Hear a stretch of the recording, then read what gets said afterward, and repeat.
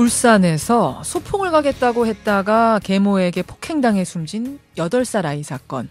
이미 저희가 한 차례 전해드리면서 그 반향이 상당했습니다. 당시 이 사건의 담당 경찰과 인터뷰를 통해서 새로 드러난 내용을 요약해보자면 사건 당일에 이 8살 아이의 갈비뼈가 16대 부러질 정도의 폭행이 있었다는 사실. 그리고 그 계모가 아이 잘 키우는 멋진 엄마, 좋은 엄마로 불려왔다는 사실. 그리고 여전히 자신이 교육상 체벌을 하다가 그렇게 된 거다라고 주장하고 있다는 사실 등등이었습니다. 그런데 시간이 갈수록 이 사건의 숨은 이면들이 속속 드러나고 있는데요. 이게 하루의 폭행이 아닌 지속적인 학대가 있었다는 겁니다. 사실 이 뉴스 듣고 많은 분들이 대체 아이가 이 지경이 되도록 아빠와 친엄마는 왜 몰랐느냐 이런 의문들 품으셨죠. 그런데요. 이 사망한 여자아이의 친엄마가 세상에 꼭 하고 싶은 말이 있다고 저희에게 알려왔습니다. 친어머니 익명으로 연결을 해보죠. 어머님 나와 계십니까? 네. 여전히 심적으로는 많이 힘든 상황이시죠? 네, 그렇죠. 저는 어미 자격도 없고 아이를 제가 지키지 못하는 죄책감 때문에 하루하루를 보내고 있습니다. 그 힘든 상황에서 이렇게 인터뷰 용기를 내주셔서 고맙습니다. 아이를 위해서라도 우리가 좀 힘을 내고 이 얘기를 하나하나 좀 풀어 가보도록 하죠. 네. 이혼으로 아이와 헤어지신 지는 얼마나 되셨어요? 제가 헤어진 거는 2009년도 7월달 이후로 아이를 못 봤습니다.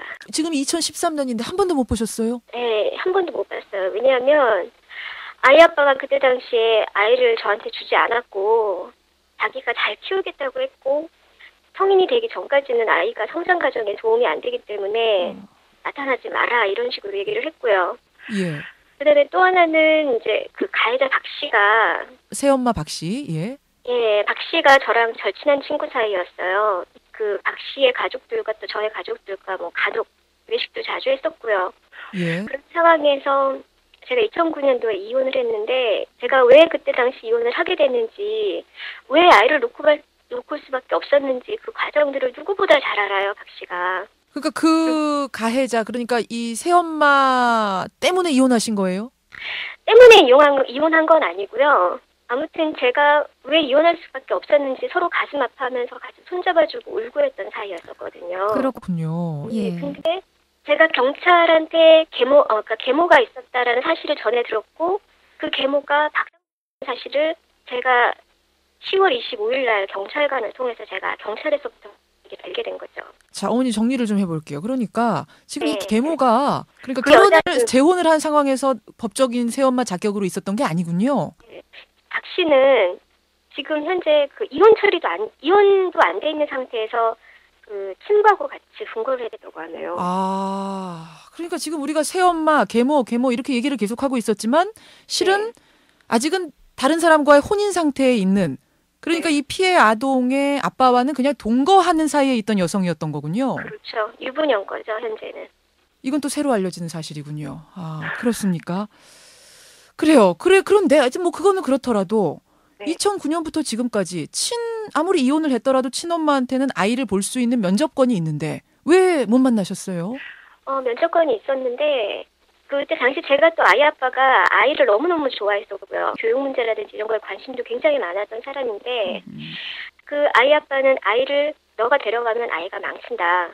예. 뭐 아이를 데려갈 수 없게끔 상황을 만든 상황에서 저를 접근조차도 못하게 했는데 저 또한 아이를 보고 싶어서 어디 사는지를 제가 동사무소에 가서 등본이라든지 초본을 떼려고 했었는데 거기 세대주의 위임장이 없으면 그 등초본을 뗄 수가 없다고 하네요. 그러니까 엄마와 헤어진 친엄마 못 만나게 하려고 여기저기 계속 주소를 이전해 다녔던 거예요? 그렇죠. 주소도 변경이 되고 아이 이름이 중간에 또 바뀌었고요. 개명도 했다고요? 예, 개명을 했더라고요. 그러니까 아이 이름이 바뀌어 있었더라고요. 그것도 역시 엄마와 못 만나게 하려고 그랬다는 뭐죠? 의심도 드시는 거예요? 예, 저 그런 의심을 하고 있어요. 예. 딸아이가 그렇게 숨진 후에 친어머니께서도 나서서 여러 가지 조사를 해보신 걸로 저희가 압니다. 충격적인 사실들을 많이 하셨다고요? 예, 일단은 아이의 이제 갈비뼈 이야기도 들었고요. 갈비뼈 24대 중에 16대가 부러져 있었다. 그 옆구리 부분에 어떤 구타 자국이라든지 멍 부분이라든지 이런 거. 그다음에 대퇴부 골절이 있었고요. 대퇴부라면 허벅지, 우리가 흔히 허벅지라고 하는 맞습니다. 예. 그 부분 골절. 이 대퇴부가 되게 이렇게 두꺼운 벽이기 때문에 웬만해서는 이게 잘 부러지지 않는다고 해요. 예, 예. 그것도 저는 사실 의심스러워서 경찰관하고 계속 얘기를 했었고요. 예. 예, 그리고 손과 발, 양발목하고 발등 부분에 화상이 있었습니다.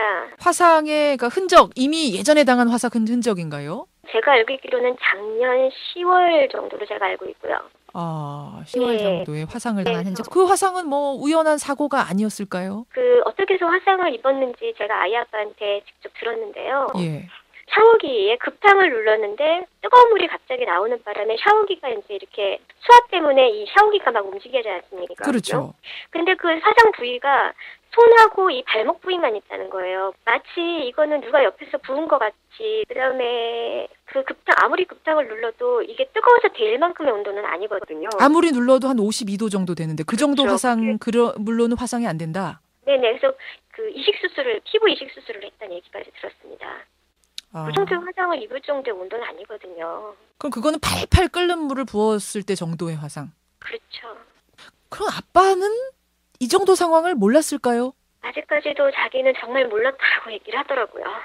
정말 몰랐다라고 얘기를 해요. 그러면은 어린이집이나 유치원 선생님, 그러니까 학교 같은 경우야 뭐 학교에서 잠깐씩 생활을 하니까 그렇다 치더라도 유치원이나 어린이집은 하루 종일 생활을 하는데 선생님들이 네. 몰랐을까요? 그때는 2011년도로 제가 알고 있고요. 포항에서 어린이집 교사 선생님이 그 아동학대 의심이 된다고 하면서 신고를 한번 하신 적이 있으세요. 아. 일부 시인을 하더랍니다. 자기가 때렸다고. 예, 예. 그다음에 담당 이제 해당 기관에서 2달간 상담을 했었는데 그 인천으로 이사를 가면서 박 씨가 더 이상의 상담을 원치 않는다라는. 근데 해당 기관에서는 그렇게 보호자가 원치 않는다고 한다면 아이를 그냥 집으로 돌려보낼 수밖에 없었다고 합니다. 그러니까 그 부분에도 네. 어떻게 보면 좀 허점이 있는 거네요.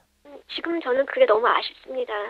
한번 네. 큰 기회가 있었던 건데. 예. 만약에 그런 한 번이라도 신고가 되었을 때 어떤 법 제도가 뭐 친모라든지 아니면 주변의 친지들에게 연락이라도 한번 줬더라면 예. 또 아이를 보호할 수 있었지 않았을까라는 아쉬움이 큽니다. 그러네요. 그때 만약 제대로 조사가 이루어졌다라면 이런 네. 슬픈 일은 없었을 텐데 하는 아쉬움. 아, 지금 서명운동이 벌어지고 있다고요. 서명운동 내용은 피해자 박 씨가 학대치사가 아닌 살인죄로 기소가 돼서 법정 최고형으로 처벌받아야 된다는 그런 내용이 있고요. 학대죄하고 살인죄하고 크게 다른가요? 학대를 해서 아이가 죽었는데도? 네네. 학대치사는 보통 그 5년 기준으로 해서 이제 처벌을 받는다고 해요. 5년 형벌을 받으면 뭐 초범이다고 하면 싹 깎이고 뭐 정상 참작해서 또 깎이고 신부가 처벌을 원치 않는다라고 하면 어쩌면 더 1, 2년 안에 닿을 수도 있다고 합니다. 그래요. 예, 그거를 좀 막아야 된다는 취지가 있었고요. 또 하나는 일단 아이의 소재가 어디에 있는지 소재를 쉽게 파악할 수 있게끔 어떤 그런 시스템이 좀 만들어져야 된다고 생각해요. 아무리 이혼을 했더라도 네, 그렇죠. 친권이 없더라도 아이가 어디 있는지 어느 학교에 다니고 있는지. 이혼하는 사실은 부부들이 점점점 많아지는 추세인데 그중에서 네, 면접권을 제대로 행사하는 가정이 얼마나 될까 이런 생각도 드는데 그런 그 현실에 맞는 법 개정이 좀 필요하겠다 이런 말씀이세요. 네, 맞습니다. 알겠습니다. 아이랑 5살 때 헤어지신 건데 어떤 모습 제일 기억나세요? 아이가 되게 활동적이었고요. 예. 애교도 되게 잘 부리고 항상 웃고 밝고 잘 까불었었어요. 애교도 많고. 예.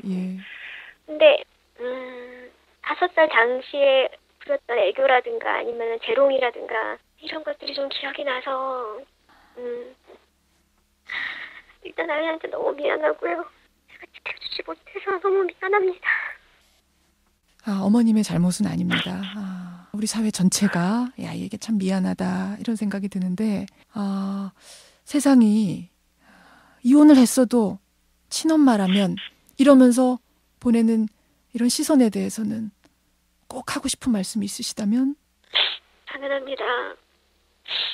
그런 말들이 저는 당연하다고 생각하고 그런 질타를 받아야 되는 사람입니다. 저는 어떤 핑계도 댈 수가 없습니다. 저는 그렇지만 우리 아이를 통해서 아동학대 관련 법규가 좀 더 강화가 돼서 예, 혹시 친권이 없는 부모라도 아이를 좀 더 쉽게 만날 수 있고 아이를 제 아이를 언제 어디서라도 뭘 하고 있는지를 볼 수 있는 그런 사회적인 시스템이 좀 마련이 돼야 될 것 같고요. 예, 예. 우리 아이 사건이 단순하게 뉴스거리가 아니고 지속적인 관심을 좀 가져주시기를 정말 간곡히 바라겠습니다. 예. 어머님 힘내시고요. 어머님의 그 작은 외침이 그냥 작은 외침으로 끝나는 것이 아니라 이 사회 전체를 바꾸는 큰 외침이 되기를 저희도 관심 가지고 힘 모으겠습니다. 오늘 어려운 가운데 인터뷰 고맙습니다. 고맙습니다. 예. 울산에서 벌어진 8살 아이 학대 사망 사건의 친엄마입니다. 예, 친모 익명으로 만났습니다.